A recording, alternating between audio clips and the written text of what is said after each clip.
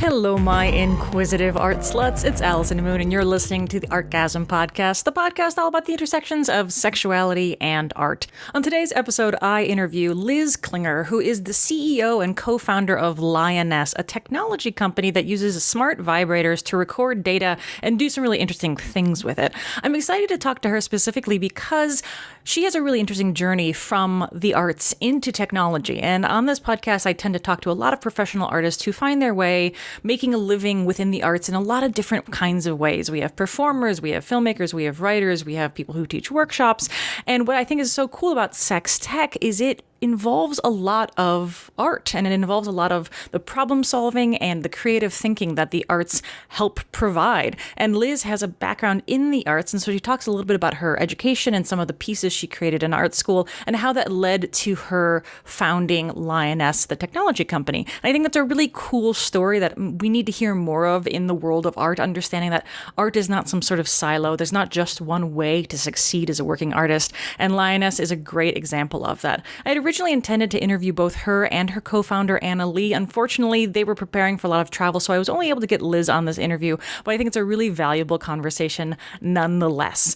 Before I get to that, though, one announcement, one question, and one little introduction. So the first announcement is that I'm going to be teaching one of my favorite workshops at a place called the Close-In Munch on Monday, March 18th. So that's coming up real soon, and that's going to be at the liquor store, which is a really cool space in Portland, Oregon. And I'm going to be co-teaching with my partner, Reed Mahalko. And I'm super excited to share that with you because we've had a successful open relationship for over 12 years now.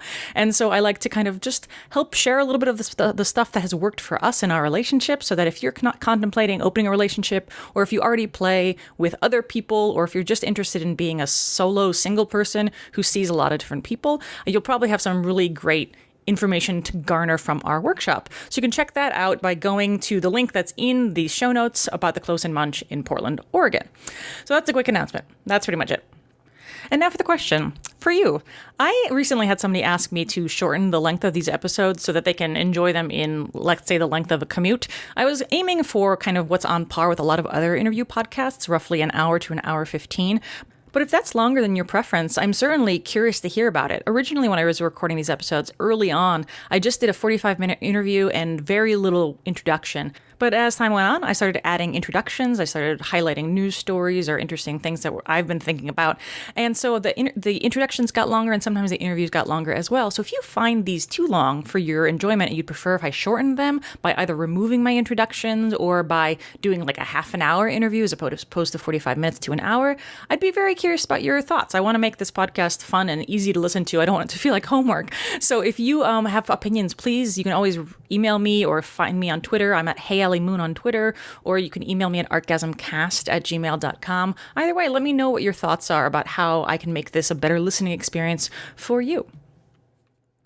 But since I'm still doing introductions, for now at least, I wanted to just share a little brief introduction just to honor the legacy of an incredible artist who died this past week. Carolee Schneemann might be one of the most important figures in modern performance art in America.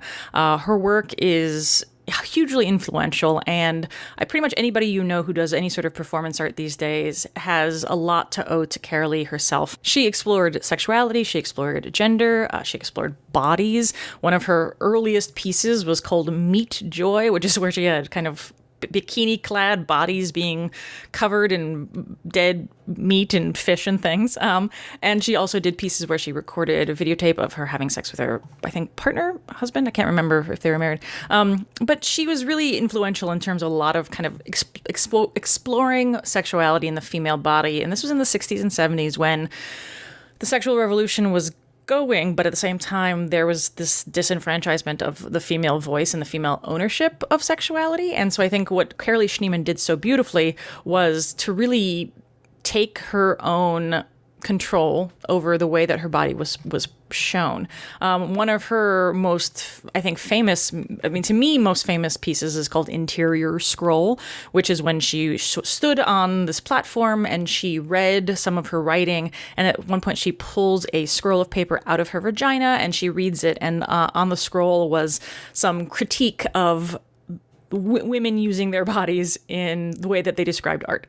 And this piece was influential. I mean, Annie Sprinkle did a version of it, and a lot of people have explored this kind of full self-disclosure and not just nudity and not just understanding orifices, but understanding how the human body is a potent symbol, and it's not just a symbol in sculpture. It's not just a symbol when it's depicted in paint. It's a symbol when it is flesh and blood standing right in front of you in the same room as you.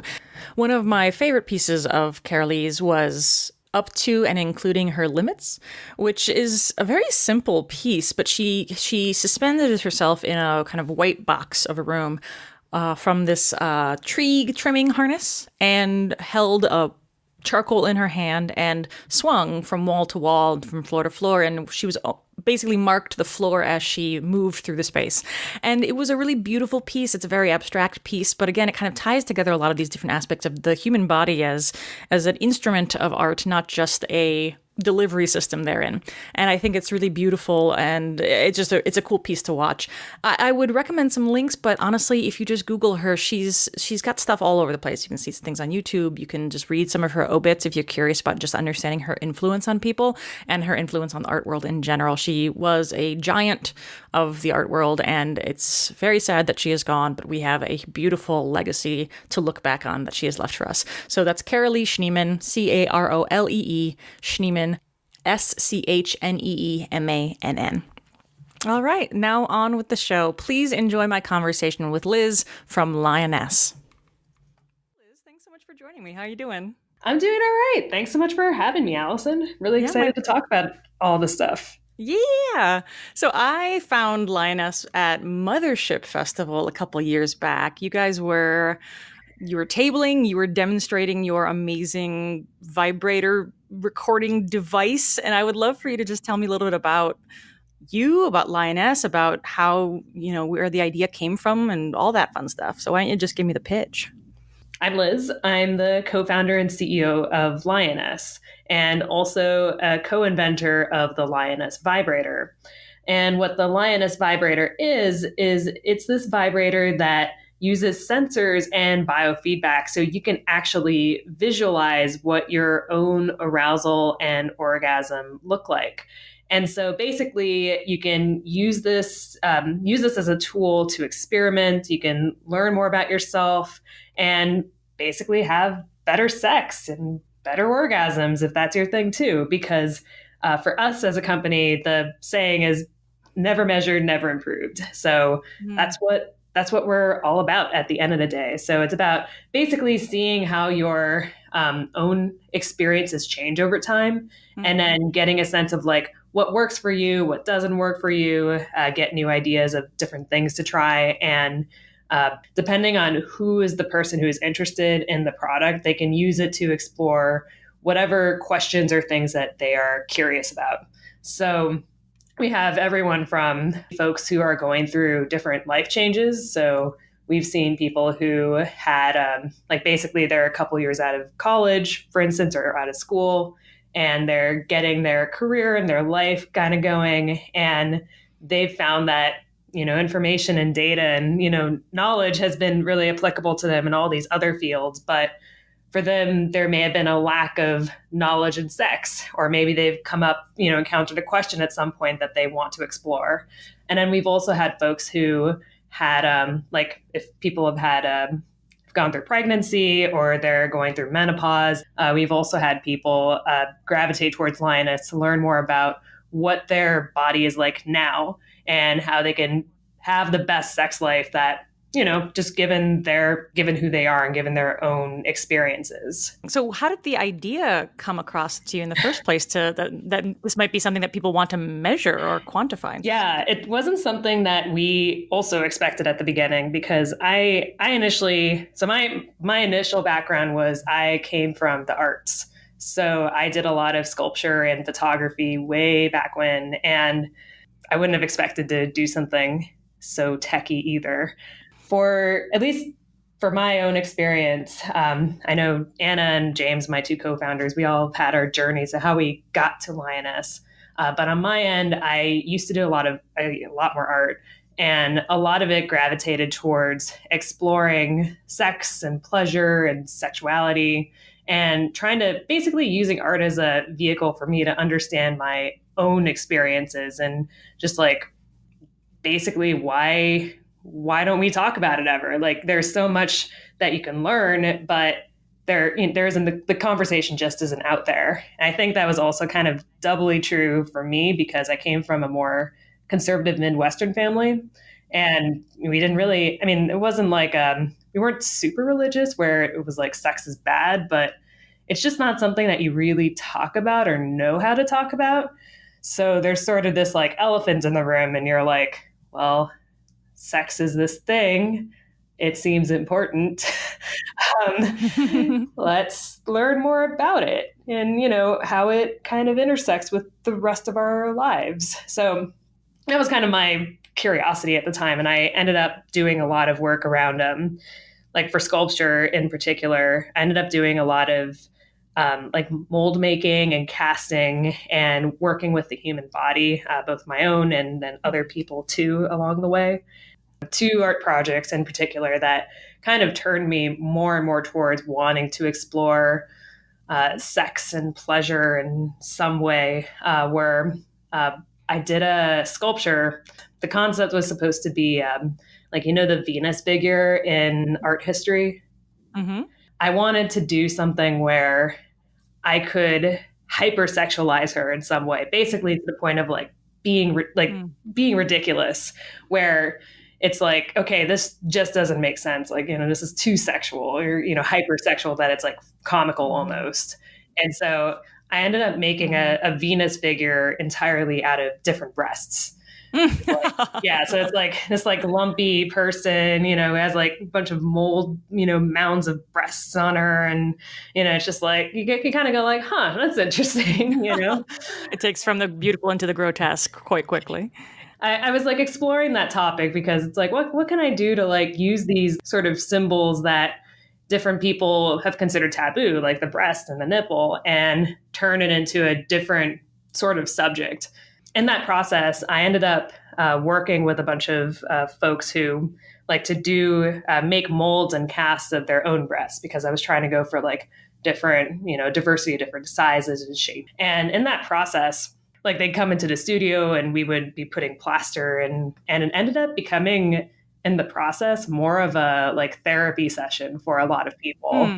Yeah, there was a lot of like we'd talk and we just start talking about like, I've always thought my nipple looks strange, or my boob is so big, or it's so small, or so pointy, or like all the different like critiques on their own body that I'd start hearing. And I was just like, these are just shapes, like this is just like a geometry to me. And then as part of like this process, like I gave each person who participated a plaster breast of like their own plaster breast. And when they got it back, they were like, oh, that's it. Like that's just my boob. Like, Yeah. Like looking at it like this, like as an, object that's not part of me, it doesn't seem so bad. Like it's kind of cute or, it's kind of like, it's kind of interesting. That was one moment where it was like, huh, like showing someone themselves in a different context changed the way that they thought about themselves. That could be powerful, like when used in the right way. Oh, yeah. Yeah. And then another project, this one's a fun one, a giant photograph of my vagina. Like when I say giant, I mean like literally like my height, like person silhouette, similar scale. Yeah. So like, wow. Yeah, it's like on the wall and it's about, it's as tall as me. And then I also wrote a bunch of different like atrocities against women and just like in different gender politics and thing like. So this is a public show, and I was really nervous because this was my, like I took a picture of my vagina for this because I wanted a real or vulva and clitoris specifically. Like I wanted a real body and not just something I could like screenshot from pornography or something, and like high quality too. So I was like, all right, guess I'll take a picture of myself. And that was like probably the most revealing and vulnerable I felt from all of the different art stuff I had done in the past. And I was so nervous, just like, oh my God, the entire school in the state of New Hampshire is going to see me. What's this going to be like, Sure. And What was it like? yeah. So at the show, I'm like kind of hovering around and there's all the different pieces and I'm kind of listening to what people are talking about. And with I'll call it vagina just for simplicity's sake for this conversation. But when people were looking at the vagina, it seemed like half the people didn't even know what they were looking at. Oh, wow. Yeah. So like the photographers and like the artists who kind of knew how to bend effects and stuff, they knew what they were looking at, but a bunch of the like general public had oftentimes no idea that they, what they were looking at all. And I remember like standing behind these two older women and, just listening to the conversation. And it was just something like, "Oh, Bev, this is so beautiful." And the other one's like, "Yeah, I think it looks like two figures dancing." Mm. And Wow. I'm just like, okay, it's two figures dancing. Great, cool. Yeah. Like I'll take it, I guess. But yeah, just like it was shocking to me because that was like, one of the, more nerve-wracking days of my life and no one even knew. And also like, a bunch of these people, like a bunch of folks like, may have a vulva and, they can't recognize it. Like if it's on the wall, like right in front of them. So it was just like mind blowing to me that that's the state of the world that we're in, And oh yeah, I mean, if you're a straight woman, and because of our vulvas are generally tucked away a little bit harder to see, as opposed to a penis that's kind of just right out there, a lot of women specifically haven't ever seen theirs or haven't ever even seen another one, because you just don't have the opportunity to get up close to one unless you're sexual with someone. It's kind of strange to think that how few cis women have ever actually seen their own vulvas. Yeah.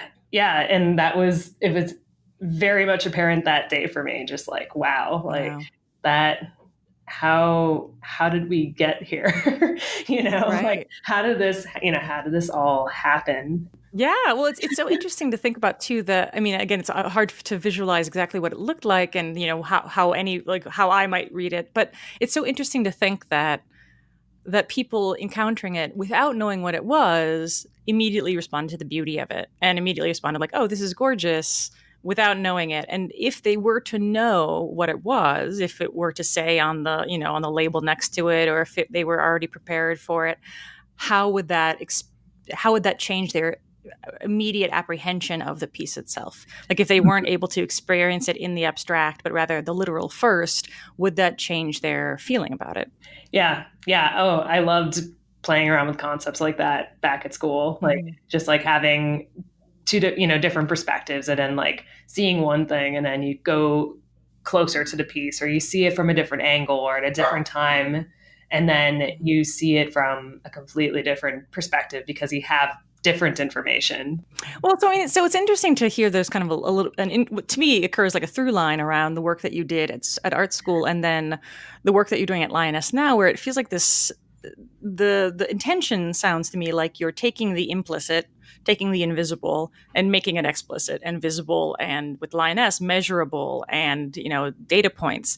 So interesting to think about, because as female orgasm goes, it is both a very real phenomenon, but also very hard to see unless you actively make it visible through your secondary characteristics of sound and facial expression. But the actual experience of the orgasm is on the inside of the body. So it's interesting to think that Lioness does the same thing that you were doing with your art by kind of, in some ways, abstracting the data, but in other ways, making it literal, making the ineffable effable, if that makes sense. Right. Yeah, no, I think you characterize that pretty well, because like we've been working on Lioness for about 5 years now, out on the market for like a year and a half or so. But I mean, a lot of this started when I was, like 10 years ago. So it feels like it's been a journey, and it's been a continuous journey of that. Mm-hmm. It was the goal to be like activisty? Was it to be like health oriented? Was it to be just kind of an interesting way of mapping data? Like, because Lioness, the application feels like it does all of those things. For you, like, what was the intention behind showing people their orgasm? Before a vibrator existed, in the picture at all, I was thinking about how can the experience of sex be better? Like, okay, so I can't really like talk further on that without quickly mentioning so I had a brief stint in finance, but then I came across this opportunity to what do you call it? It's like the peer romance, passion party, sort of the Tupperware party. Mm-hmm. Yeah. So yes, basically, like, just for people who don't know what that's like a Mary Kay party, like a makeup party, but it's for sex toys. So you get a bunch of your friends together and you talk about the different toys and Yep. So it's like peer-to-peer sales. Yeah. Yep. So I came across that, and I'm not the Tupperware sales model is like sketchy, completely sketchy to me, but the sex toy part was interesting because you're basically going and talking to people about the different products out there. And I found the sex toy world fascinating because I was like, wow, there's like so many different products. Like at the time, this is especially like before all of the stuff that's happened in the last like 5 years even, but this is just when like Lilo and Jimmy Jane and some of these other like higher end, more design centric products were coming out.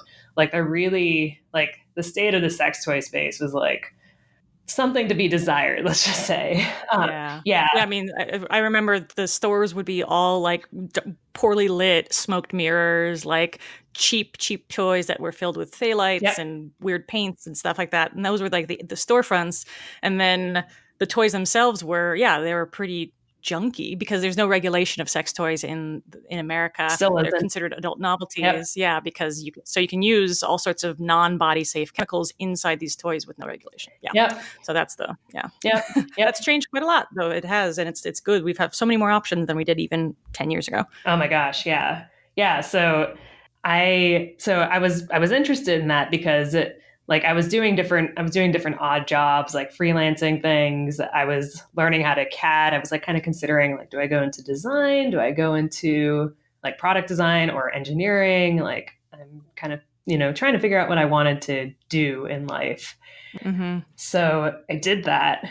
I did all these different parties for college students, for older people, for, bachelorette parties, all sorts of different get-togethers, just like around the area.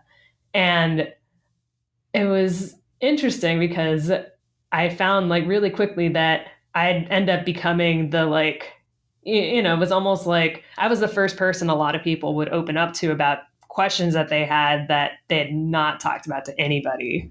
Mm-hmm. Like, not a doctor, sometimes not their partner, sometimes not their friends. And that was also like another like, oh my God, like, why am I the best choice for this? Like, sure. Yeah. Like I can't answer questions about menopause, in some cases they had been dismissed by their doctor and like told like, oh, it's not that big of a problem, or a lot of people experience this at this age, or, different things like that, or simply like they just didn't know.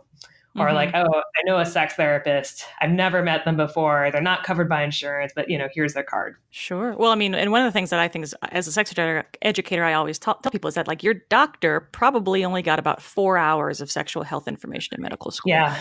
And so a lot of times you might think that going to your doctor is the best choice. And sometimes it is. But a lot of them don't know the answer. And that's unfortunately how America treats sexual health, is we consider that to be a lesser issue than pretty much any other issue. And so it becomes really scary to talk to those people about that. And then, the way America talks about sex and specifically pleasure is so screwed up because we don't really, even if we were lucky enough to get sex education in school, odds are it didn't have anything to do with pleasure or feelings or how to talk to your partner about what feels good. And so we turn to our friends, which can be great, but it can also just be this kind of Ouroboros of misinformation, the stuff that we all got not that we are just kind of sharing with each other. It's hard. And so I think this is why sex education and peer-to-peer sex education is so important. Yeah. So basically, I was seeing all of this and just like, okay, I'll start something. Like, okay, because I really want to do something. So Right. I have two amazing co-founders. So Anna, and who I think you met at Mothership also. And I did. Anna Lee, right? yeah, Anna Lee. Yeah. And James Wang. And yeah, so together we ended up going through this process of, this is sort of the prompt of how could sex be better? And then go through this process of like interviewing people, getting feedback, basically getting a sense of like, okay, what specifically could be better about sex that we could address. James came with a more of a background in both data science and business, and he had worked at a hedge fund previously, so he had done a lot of work around like data and privacy and things like that too. Anna joined on a little bit later after we were making a vibrator, but she came on with a background in basically she worked at Amazon Lab 126, and she was a product design engineer, so a mechanical engineer basically, who had developed a lot of the like new and innovative prototypes that Amazon had been working on at the time. So like the Amazon Dash button, that was her baby. She made the first prototype. Yeah, it's pretty cool. So we all kind of came together, and we got to this idea of a vibrator, and specifically one that has this data and all this capabilities, because, well, at first we were thinking, all right, so I came from this like sort of passion parties background. I knew a lot about the different products out there and like what was wrong with a lot of the different products, and like what could be potentially better about it. And like one of the biggest things was, it seemed like there are some people who are looking for products as a way to explore their own pleasure. So it was like, they're looking to like explore, try something new, potentially answer a question that they had. And a lot of the products out there there's a lot of great products, but there aren't really any products that are specifically designed to provide some sort of feedback or provide some sort of information that could help guide and add some context, or like maybe make it that process of like learning and exploring easier. Yeah. So I was just thinking about my own experience using the Lioness, because I was like, at first I was like, oh, this is a cool idea, but probably not for me because I don't have a hard time orgasming. So it's like no big deal. And I'm pretty satisfied with my sex life. But it's been fun even for me to be able to just look at my orgasms and see different ones. And it's created this new experience for me to like experiment in a way that I just kind of didn't. Like for me, like masturbation was like, like yoga. Like I just did it because it was good for my body and good for my mind. But it wasn't like I needed to get better or explore it further. Personally, that's just never been the thing that I needed to do. But now it's kind of unlocked this thing where I'm like, oh no, now I want to see like, how does this vibrator work on my clit while I have the Lioness inside of me? And like, now what if I'm on my belly versus on my back? Like it's all these different things to explore, which just kind of created, even if it's not about like problem solving, it's just about fun and experimentation. Oh yeah. And the underlying technology of the Lioness is more like this. Like, you have sensors and you have data, and we had started digging more into like background on like what information is available, like physiological information on pleasure. I happen to have a friend who, at the time, she was in a PhD program for sex research. And she was also like doing a lot of physiological stuff and anorgasmia, and, like exactly in the sort of field that we were curious about. And we're like, is there anything that's happening? Like, anything recent? And it's like, not really that much at all. Like, and the most like recent state of the art study that had like some information about like biofeedback and physiological things that happen during sex and orgasm, like the most recent information that we had found was like from 1982 from oh wow it was basically two sets of like cis men, cis women, like I think 23 people in total, or 26, and they measured the pelvic floor as they they climaxed and saw that there are these different patterns that people experience, and that there's a little bit of variance, but there are like a couple different patterns that you tend to see from this group. Like there's that, there's some of the older stuff like Masters and Johnson and whatnot. And we're like, this is it? Like nothing's happened in the last 30 years? Like really? Mm-hmm. It's like pretty much like for the most part, like there's barely like there's a lot of like vaginal photoplethysmograph stuff, so like sexual arousal, but you can't use those sensors to measure orgasm. So the photoplethysmograph, so there's the vaginal and the penile photoplethysmographs. You can say that 10 times fast. So those are basically light sensors that are measuring blood flow changes. So it's very similar to like if you've played with your phone and you have the light and you can measure heart rate. Very similar to that, where it's this light because it's measuring how much light's bouncing back based on it reflecting on your blood flow. So if you use that for a vaginal photoplethysmograph, you can measure the blood flow of an individual. But if they climax while using it, it actually messes up the sensor reading. Like my friend who was doing the sex research, she was like, she'd have to tell people like, okay, so we're going to be measuring your blood flow. Whatever you do, don't orgasm. Like you have to sit here, you have to watch some sort of pornography, and you can just don't orgasm. You can't move, you can't do anything. And then she also had some of the they're basically devices that can measure your pupil size, because the dilation of the pupil. The dilation of the pupil, because there's a correlation between like dilation of the pupil and your arousal. She also then, if she was using that, had to instruct them like, okay, so you can't orgasm and you also can't close your eyes. So it's just like this is some of the more like recent sex research equipment that's been commonly used. And it's interesting because that makes me think. So I was a neuroscience major, and I remember being really interested in human sexuality as well. I was thinking about going into it on the research side, and I would read studies about like trying to gather sexual or information about like physiological information about sexuality, right? And it's really important. It's a hard field to get funded. There's not a lot of research, yada, yada, yada. But what's so interesting to me is that because of the way science has to work, you have to try and reduce all the extraneous variables so that you can only measure the one that you're trying to measure, which is very difficult when you think about sexuality as this holistic thing. And the study that typified that problem for me was talking about male bisexuality. And these researchers, and I don't remember where the research was done. I don't remember a lot of it because I think I know which one you're talking about. Yeah. But it was basically done where it was they basically said like, well, male bisexuality doesn't really exist. And the way that they came to that conclusion was that they would show men, straight pornography, and then they would show men gay pornography, and like men tended to get aroused in one direction or the other, but not both. And it was such an interesting moment for me because it's like, well, that's fine if you're talking about porn, but like, I want to know like what porn you're showing these people. I want to know who the actors in this porn, what they look like. I want to know what they're actually doing to each other. And then of course, like when you think about sex, like visual stimulation is only one of the ways in which humans get aroused. Like, what about smell? What about taste? Like, I mean, I know I've definitely been with people where like from a distance, I'm like, nah, but then I smell them and I'm like, yeah. Right.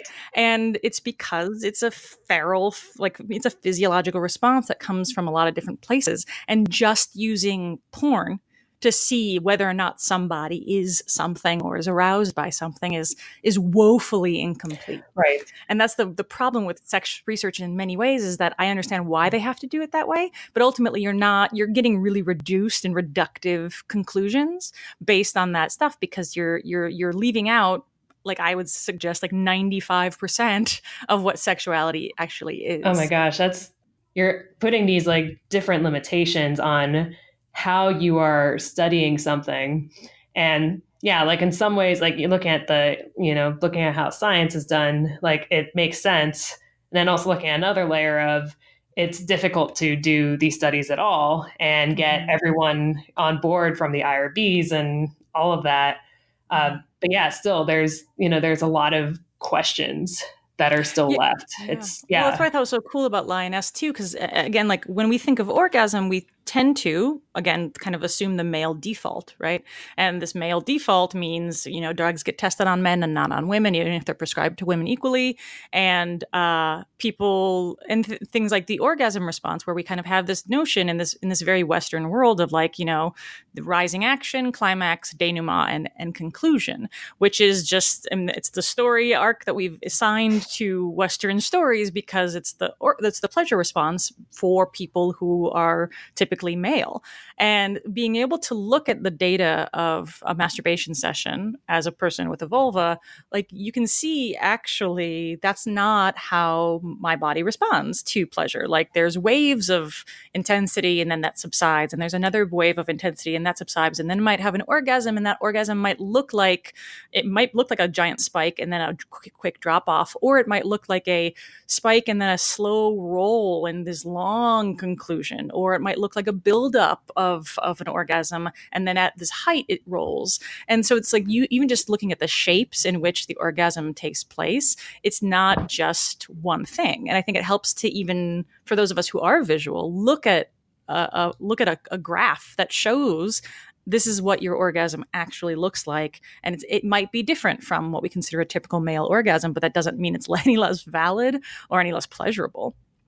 Exactly. Yeah. So yeah, that's why we went with the sort of like data and visualization of it, is because people had questions. And then if you have information, you have something to show, like, here's what your experience is like, then it's like the reactions were like, wait, you can do that?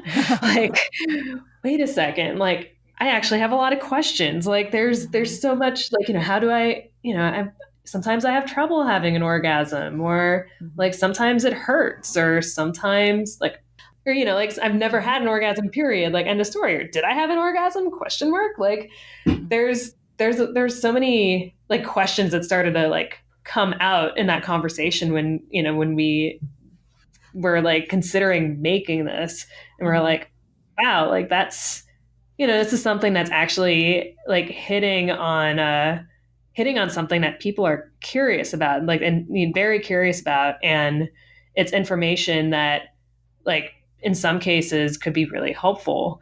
Like, I remember early on when we had, so early on in our prototyping, we had the vibrator, it had sensors.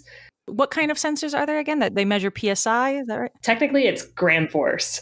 We don't put it on the charts because no one knows what it means, but it's like basically units of force. So like how the pelvic floor squeezes against the vibrator. Okay. Yeah. And then the other sensors that are on it, mainly to make the pelvic floor data clearer. There's also temperature. There's also angle and movement. So all those together, like the temperature helps for starting the the recording as you're using it, so you don't have to like think about extra buttons or things like that.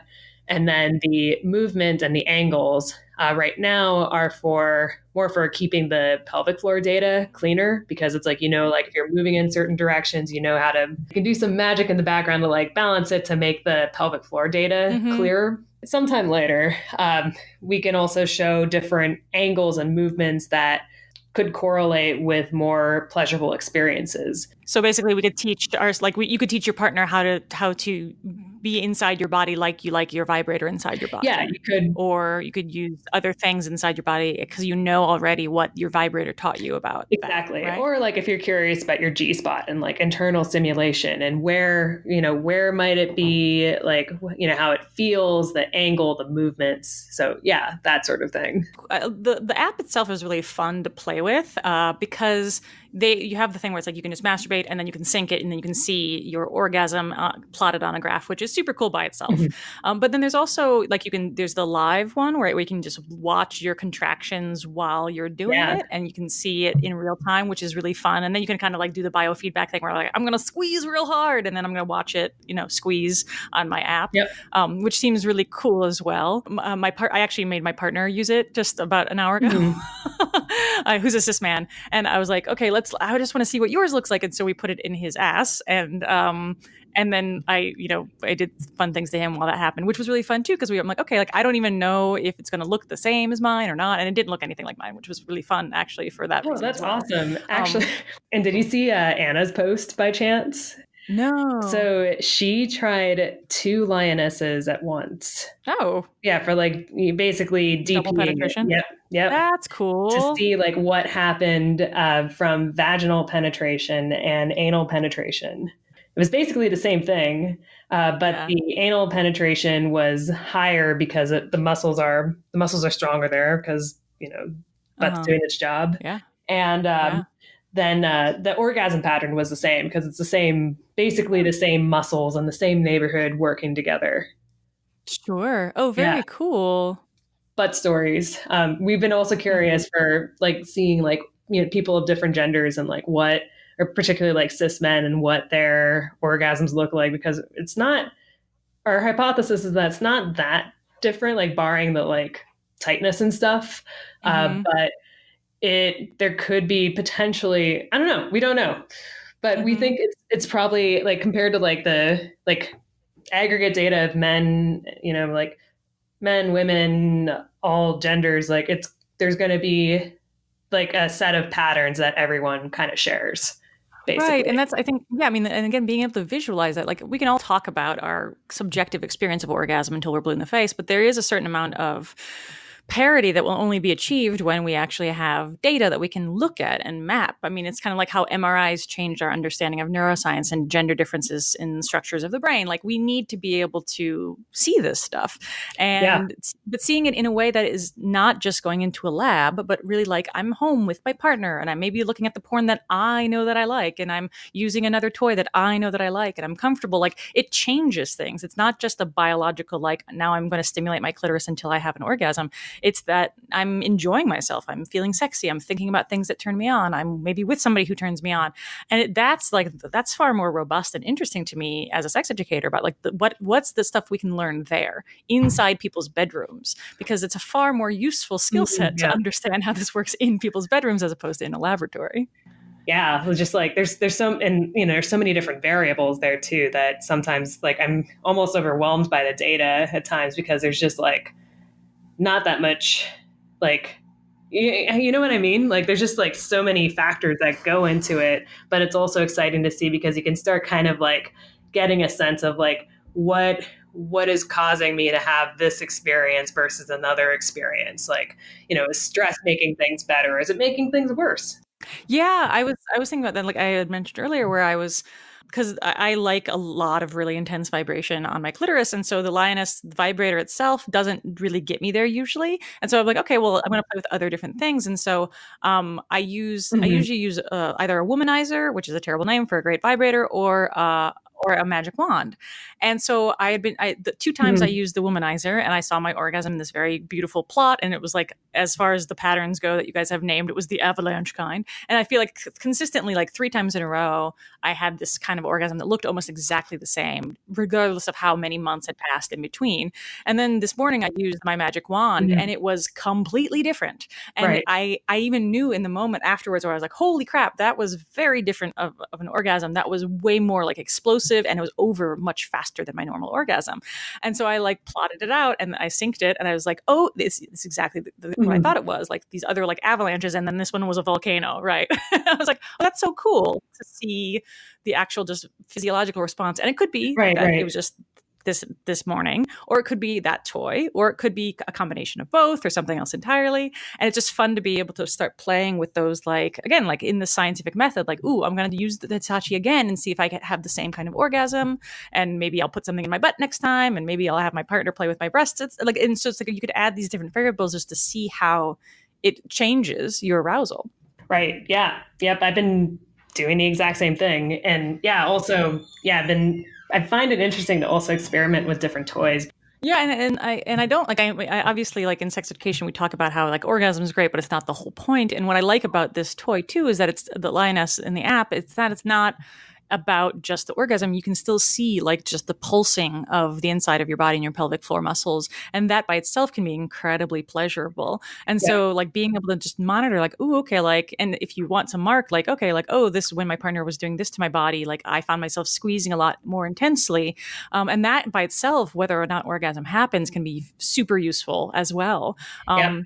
And I think it can be great too for people who might be wanting to explore like what if they're having a hard time even parsing what their desires are, right? Like, I don't know if I'm turned on by this or I'm freaked out by this. Like, I want to think about this more.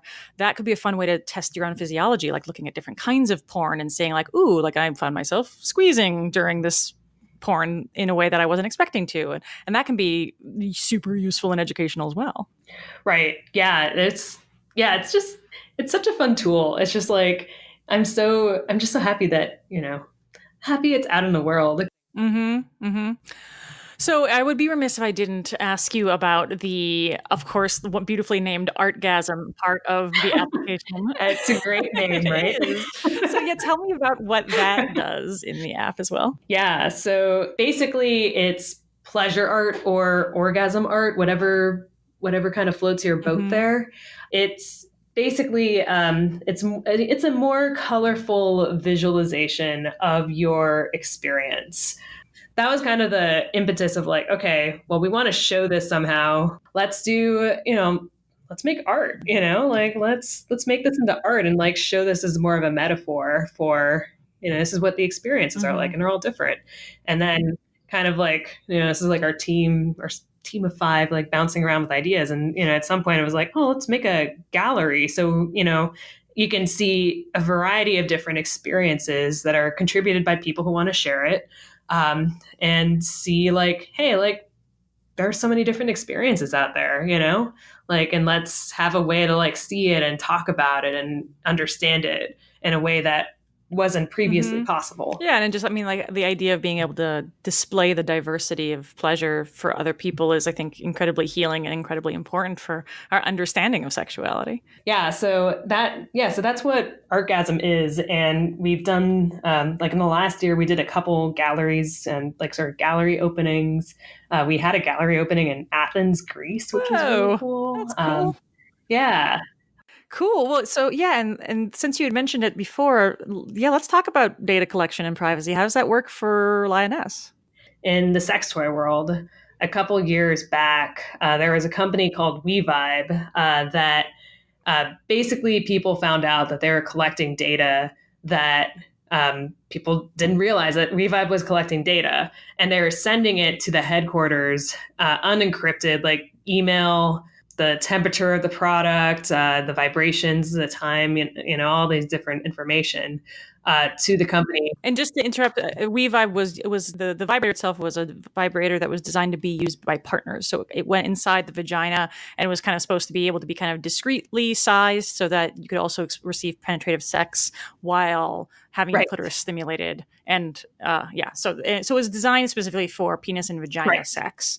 And it was also, and it was also collecting this data without anyone's knowledge. Also, not taking measures to make this data like private. Like it was just like literally people's email addresses associated with their accounts and everything going to the headquarters. Right. So now you have data of people's sex lives just unencrypted traveling around. Yeah. Basically, that became a huge conversation. And also, WeVibe had a lawsuit from that for obvious reasons. And so this has been a pretty big topic with anything like sex and data, but especially like sex toys and any sex toys that interact with data in any way. So this is happening like in the middle of our product development. And we're like watching this and like, just like, yeah, we especially need to set up our databases. So something like this would not happen. And like, basically one is you need to encrypt the data. Like that's just like common sense because it was kind of shocking to us that it wasn't encrypted at all. And it's a tech company doing this because that's just common practice. And then the other part of it that is important is telling people what data you're using, how you're using it, and just being open with people about like, yeah, we're using this data. We send it through, like in order to have the app function, we send it through the cloud, specifically like the sensor data. We don't, send any personal information, any identifiable information through this. It stays with, that doesn't leave you. And we need to basically have it do that. So the program and the algorithms and all the things that like make the charts and everything possible can come back to you. So basically just like telling people how it works. And if someone is comfortable with it, then that's, then that's fine. But if they're not comfortable about it, then they know and they won't buy the Lioness, which is also fine for us because we wouldn't want someone to not know that, Sure. That's been particularly important for us because it's data privacy, especially these days, is a big topic. And, it's also happened in a sex toy space, unfortunately, with like companies that don't know how to didn't know how to handle data. But yeah, it's like something to like put out there because it is important, especially in this day and age. And also just like what I had mentioned a little bit before, but like encrypting things, not taking more data than you need to make the product work for the customer, and using common. It's sad, but it's like using common sense because like even you have like God, what was that company? It wasn't. I don't want to say it wasn't TurboTax. There was like Equifax. Yeah. Like, it's like sad because like even like Equifax had, they're like multi-billion dollar company. They did not handle their data like properly at all. And look what happened, So it's just like, God, it frustrates me because there's like so many, like, it's not that like we're a team of 5 and we have like Mozilla Foundation looked at our product and they like rated us as the safest vibrator data and privacy wise. And I'm like, we're a team of 5, like, and we make a vibrator and we barely have any resources to make this. Like, all these other companies, like they have like some, tens or hundreds or thousands of people. Like you should be able to figure this out, like why haven't you figured this out? So anyway, that's my rant on data and privacy, but it's important. It's something to talk about. And it's like, it's definitely an important consideration these days. So we're trying our best to, make sure people have safe and fun experiences. Awesome. Well, I certainly have already been having safe and fun experiences myself. And I encourage people who are curious about this to check you guys out. Where can they find Lioness? Where can they read more about you? Yeah, so they can find out more about us at if you visit www.lioness.io. All right, great. Well, thank you so much, Liz. It was a lovely, lovely chat with you, and I wish the best to Lioness, and I'm really excited to keep on making new data. Yeah, thanks so much, and yeah, happy exploring.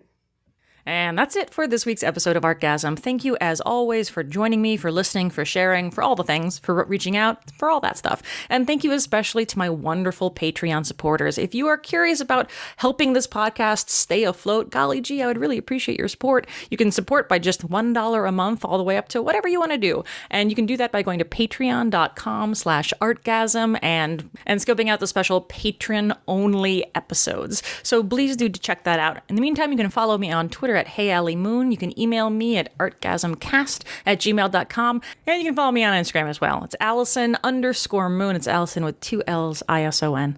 All right, folks, until next time.